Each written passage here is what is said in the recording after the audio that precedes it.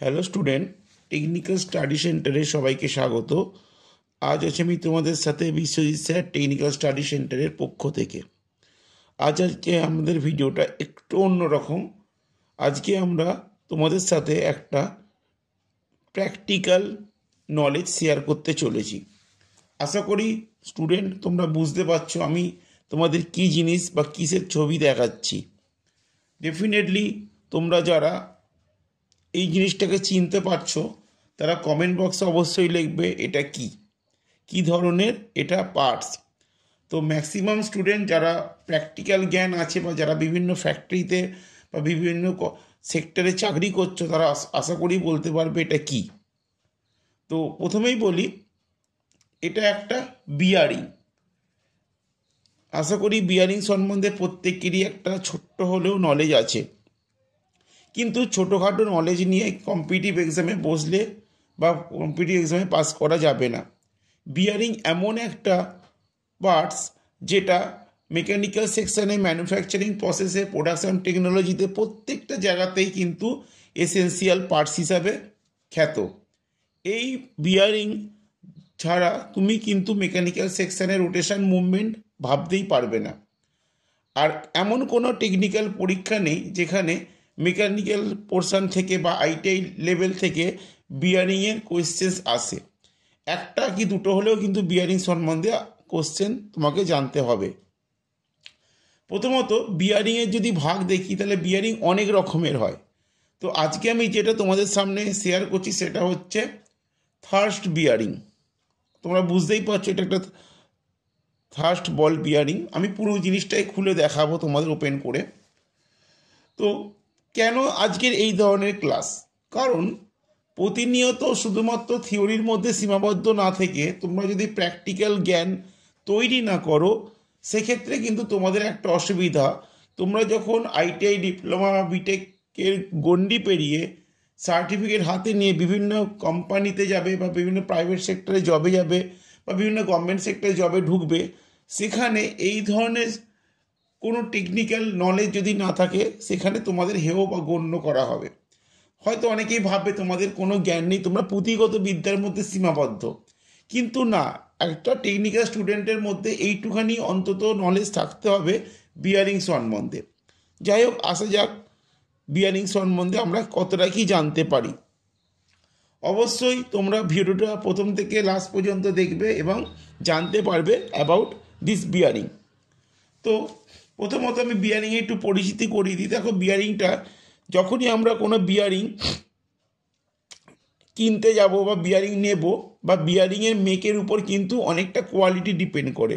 দেখুন এখানে বিয়ারিংয়ের মেক দেখতে পাচ্ছ, লেখা আছে দেখো URB। এটা একটা মেক, মানে এই একটা কোম্পানি বিয়ারিং তৈরি করে এবং যথেষ্ট ভালো বিয়ারিং। এবং এই বিয়ারিংয়ের নাম্বারও দেখো এখানে দেওয়া আছে, দেখো দেখতে পাবে কী লেখা আছে 51316 51316। এটা হচ্ছে বিয়ারিং নাম্বার।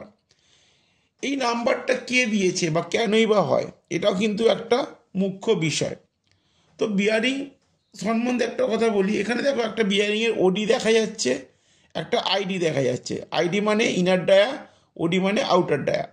তো ওডি এবং আইডি এই দুটোই কিন্তু একটা বিশাল ভাইটাল পয়েন্ট। কারণ তুমি যেখানে বিয়ারিংটা ফিট করতে চলেছো সেখানে ওডিটা তোমার একটা ম্যাটার করবে, আবার আইডিটা ম্যাটার করবে। ওডি এবং আইডি দুটোই কিন্তু ম্যাটার করবে। এখানে আমি একটা কথা বলি দিই, দুটোই ম্যাটার করবে। কারণ এখানে ওডিটা যেখানে তুমি বিয়ারিংটা ফিট করতে চলেছো এবং আইডিটা যেখানে তুমি শ্যাফট বা অন্য কিছু ফিট করতে চলেছো।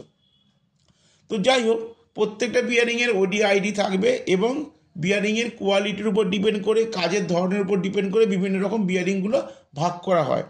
এখানে যেটা দেওয়া হয়েছে এখানে হচ্ছে, এটাকে আমরা বলছি থার্স্ট বিয়ারিং। এটাকে আমরা রোটারি বিয়ারিংও বলতে পারি। টেকনিক্যাল পরীক্ষায় এখান থেকে কী ধরনের কোশ্চেন আসে অবশ্যই আমরা তা লাস্ট পর্যন্ত দেখে নেব। দেখো বিয়ারিংটা আমি আস্তে আস্তে ওপেন করছি। ওপেন করতে কি দেখলাম, ওপেন করার প্রথম যে পার্টটায় দেখো এখানে একটা স্লট টাইপের কাটা আছে, ঠিক আছে, রাউন্ড স্লট, হাফ স্লট যেটাকে বলা হয় হাফ রাউন্ড স্লট কাটা আছে। কেন কাটা আছে?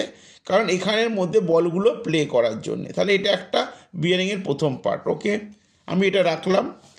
দ্বিতীয় একটা হচ্ছে মিডিল পার্ট, যেটাতে আমার বল ফিটিং করা আছে। দেখো না ভালো করে, বলগুলো দেখতে পাচ্ছ আশা করি। তো এখানে বলগুলো ফিটিং করা আছে, এটাকে আমরা বলছি কেজ, মানে খাঁচা।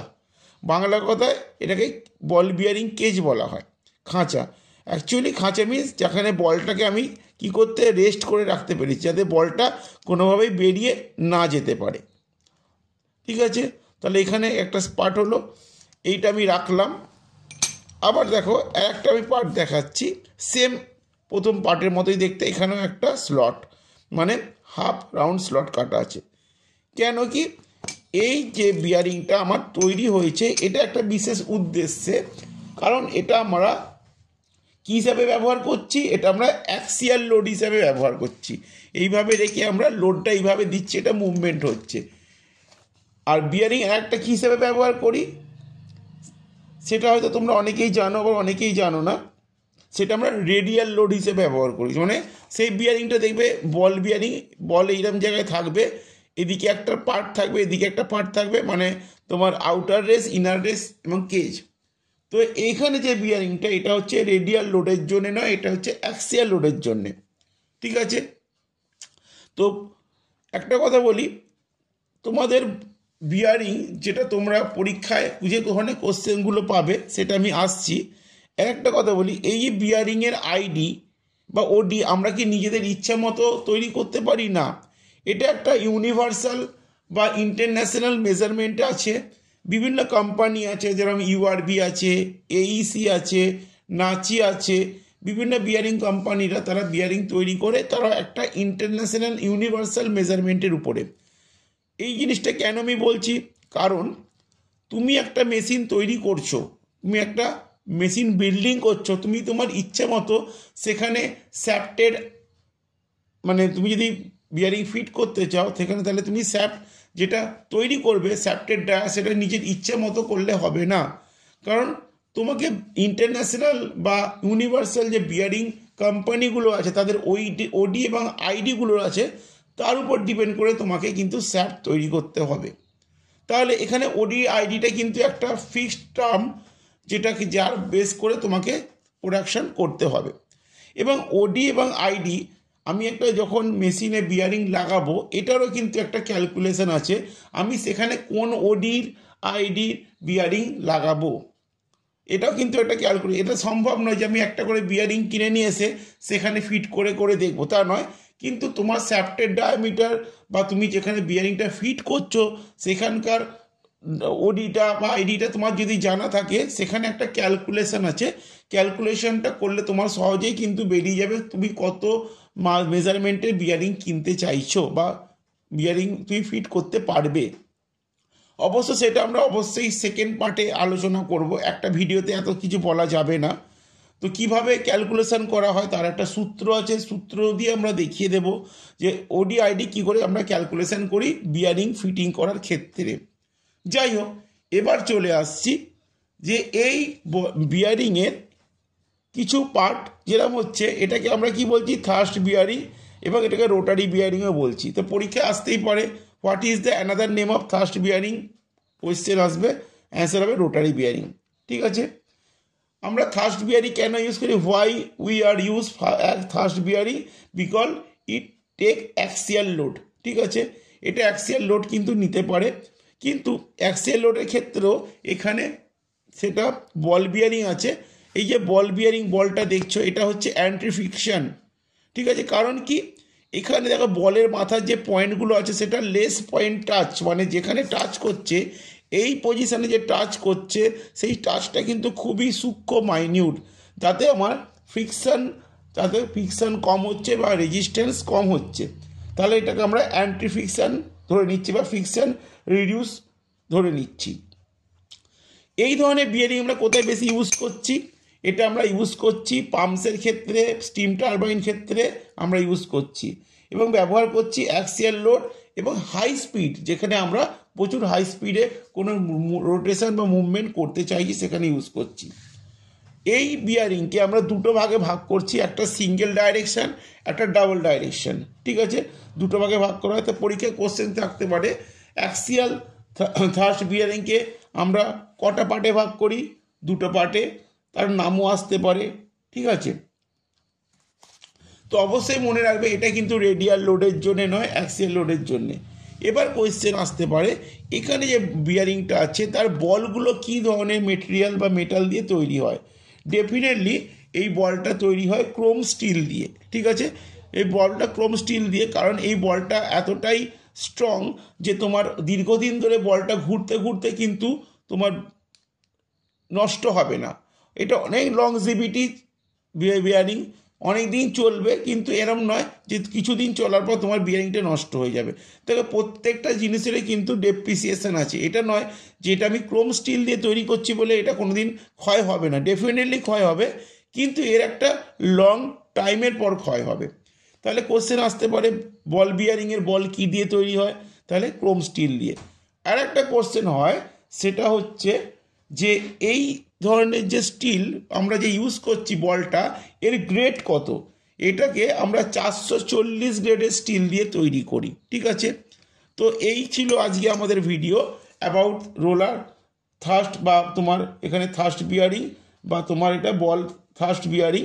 এখানে একটা কথা বলে দিই, বিয়ারিং সম্বন্ধে আমরা আজকে একটা পার্ট দেখালাম।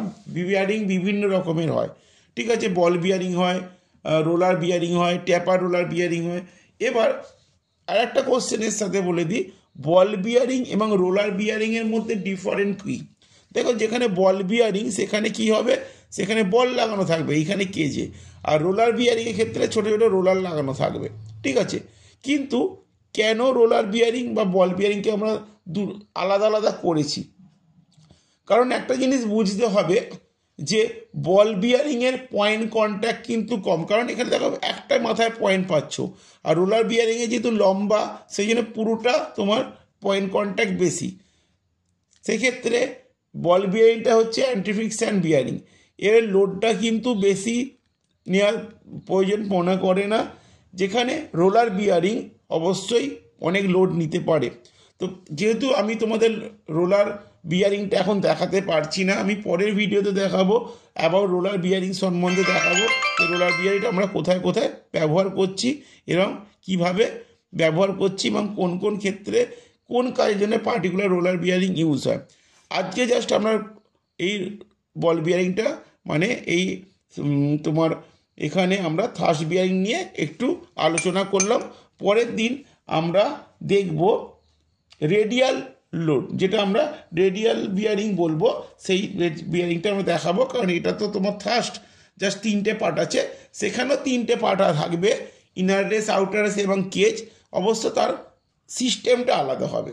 যাই হোক, এটা একটা প্র্যাকটিক্যাল জ্ঞান আমরা তোমাদের সাথে সঞ্চয় করলাম, কারণ আগামী দিনে পরীক্ষায় এসএসসি যেই আরআরবি যেই থেকে শুরু করে তুমি যদি মেকানিক্যাল সেকশানে আইটিআই ডিপ্লোমা বিটেক করে ভালো ভালো এক্সামগুলোকে ক্র্যাক করতে চাও, তোমার কিন্তু প্র্যাকটিক্যাল নলেজ অবশ্যই দরকার। আর প্র্যাকটিক্যাল নলেজ বা প্র্যাকটিক্যাল জ্ঞান ছাড়া তুমি কিন্তু টেকনিক্যাল পরীক্ষায় ক্র্যাক করতে পারবে না। তার জন্য আমরা এই ধরনের প্র্যাকটিক্যাল জ্ঞান তোমাদের সাথে বা প্র্যাকটিক্যাল নলেজ তোমাদের সাথে শেয়ার করছি। যদি ভিডিওটা ভালো লাগে অবশ্যই লাইক, শেয়ার, কমেন্টস করো এবং তোমরা টেকনিক্যাল স্টাডি সেন্টার চ্যানেলের সাথে থাকো। আমরা সর্বদা চেষ্টা করছি তোমাদের কাছে নতুন নতুন কিছু ভিডিও দেওয়া, যাতে তোমরা আগামী দিনে পরীক্ষায় সহজেই পাস করতে পারো। আমরা ভিডিওটা এখানেই স্টপ করছি। বাই।